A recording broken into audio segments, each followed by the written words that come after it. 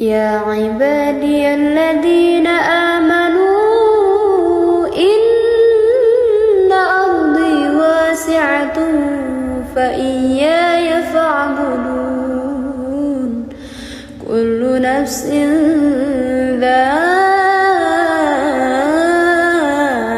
ذائقة الموت كل نفس ذائقة الموت ثم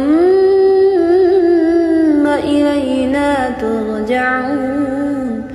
والذين آمنوا وعملوا الصالحات لنبوئنهم من الجنة غرفا تجري من تحتها الأنهار خالدين فيها